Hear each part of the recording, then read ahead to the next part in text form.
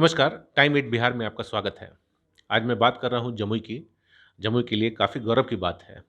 अबुल कलाम आज़ाद शिक्षा सम्मान, जो कि बिहार सरकार प्रत्येक वर्ष किसी एक ऐसे व्यक्ति को देती है, जिसमें जो व्यक्ति शिक्षा से जुड़ा हुआ नहीं हो, वो किसी और प्रोफ़ेशन में हो, लेकिन शिक्षा को लेकर काम कर रहा हो। तो ऐसे में ही जमुई के डॉक्टर हैं, डॉक्टर एहसन झा, जो कि ये सम्मान पाने जा रहे हैं। जमुई के लिए तो गौरव की बात हो ही रही है, साथ-साथ में जो इनके शुभचिंतक हैं, वो भी काफ़ी खुश हैं कि लगातार 15 वर्षों से ये काम समाज सेवा का कर रहे हैं और इतनी बड़ी उपलब्धि अब जाकर इनको मिल रही है, जो कि बहुत पहले मिल जानी चाहिए थी। डॉक्टर साहब, ये जो काम आपने शुरू किया, जो वर्ष था शुरू करने का, कैसे शुरू किया और ऐसी प्रेरणा कब मिली आपको?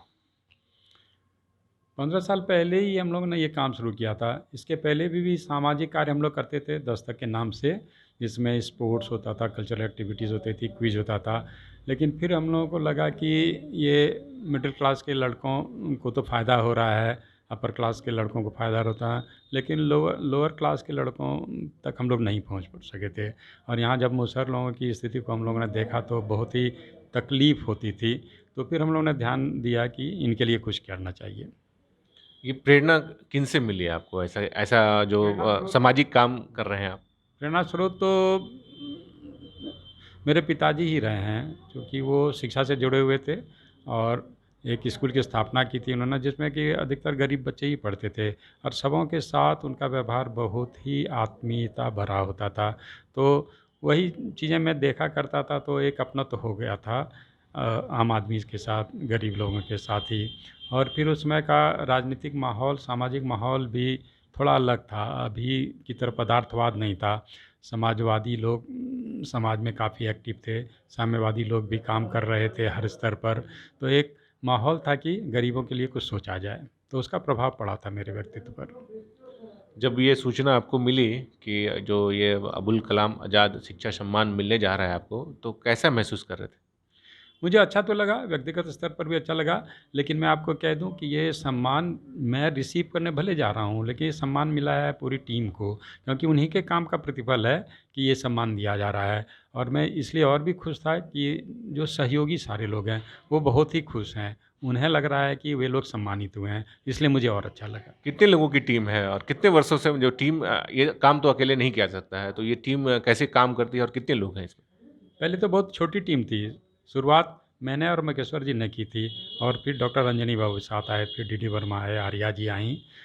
फिर ऑफ़िस चलने लगा मकेश्वर जी का, तो उसमें 15-20 लोग हैं। अब शिक्षक हैं, 55 सेंटर चल रहा है, फिर सुपरवाइज़र्स हैं, तो अब करीब 80-90 आदमी जुड़े हुए हैं एक्टिवली। अ, परिवार के सदस्य जो हैं, उनको जब ये मालूम हुआ कि आपको इतना बड़ा सम्मान मिलने जा रहा है, बिहार सरकार आपको सम्मानित करने जा रही है, तो उनके तरफ से कोई संवाद, उनका कोई मैसेज आपके पास? नहीं, बहुत खुश थे जवान। पहली बार सब लोग, बच्चे खुश थे, पत्नी खुश थीं, सारे लोग घर के खुश थे, पूरा बड़ा परिवार है मेरा, तो सारे लोग बहुत ही खुश हैं। एक डॉक्टर की जो ज़िंदगी होती है, वो काफ़ी व्यस्त होती है। सुबह पेशेंट, शाम में पेशेंट, कुछ इमरजेंसी पेशेंट, कुछ और भी ज़िम्मेदारियाँ होती हैं पारिवारिक। तो उन सब चीज़ों के बीच कैसे आप एडजस्ट करके इतनी बड़ी काम को आप 15 सालों से कर रहे हैं?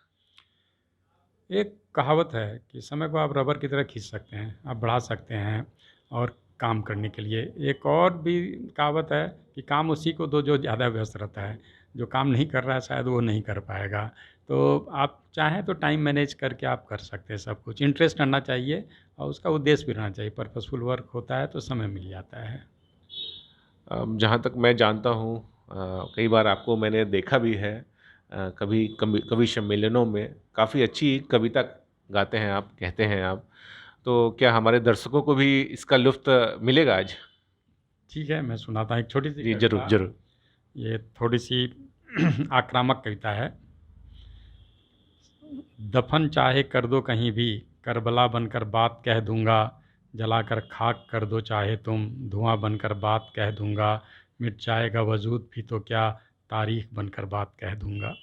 क्या बात है! और कुछ इसी से रिलेटेड या कोई एक अच्छी-सी कविता? अच्छा, एक सॉफ्ट कविता सुनाता हूँ श्रृंगार रस की। उर्दू में है। दीदारे जलवाए आलम होता है नूरे सहर में हसीब, दीदारे हुस्न तो होता है सियाही रात में लेकिन, गुलों की शोखियाँ खेलती हैं चश्मे यार से खुलकर, खुशबुएं गुंजे से होती है लबरेज फिज़ा रात में, लेकिन जलाता है आफताब आबे जिस्मो जमी को बेरहम, तड़प उठती है रूह नूरे माहताब से रात में, लेकिन जुदा जुदा चलते रहे मुसाफिर रोए सफ़र में दिन भर, साथ साथ रहते हैं अहले मसाफत रात में लेकिन। वाह! क्या बात है सर। बहुत-बहुत धन्यवाद है सर आपका, हमारे टाइम एट बिहार के चैनल में हम अपना समय देने के लिए। तो सुना आपने ये जमुई के शिशु रोग विशेषज्ञ, जमुई में काफ़ी इनका नाम है, काफ़ी सम्मानित व्यक्ति हैं इस जमुई ज़िले के। तो अब इनको आगामी जो 11 नवंबर है, उस दिन बिहार सरकार के जो मुख्यमंत्री हैं नीतीश कुमार, इनको सम्मानित करने जा रहे हैं। तो जमुई के लोग काफ़ी उत्साहित हैं, 11 नवंबर का बेसब्री से इंतज़ार कर रहे हैं, जब टीवी चैनलों पर इनको सम्मानित करते हुए लोग देखेंगे। जमुई के लोग इनको काफ़ी बधाइयों बधाइयों का ढेर लगा दिए हैं, बहुत सारे कल से ये फ़ोन उठा-उठा के परेशान हैं और अपनी बधाई संदेश जो इनको मिल रही हैं लोगों के द्वारा, उनको अटेंड करते-करते काफ़ी परेशान थे। उसी परेशानियों के बीच में इन्होंने हमें समय दिया और एक अच्छी-सी इंटरव्यू हमने इनकी की। अब देख रहे हैं टाइम एट बिहार और मैं हूँ सुमित, धन्यवाद।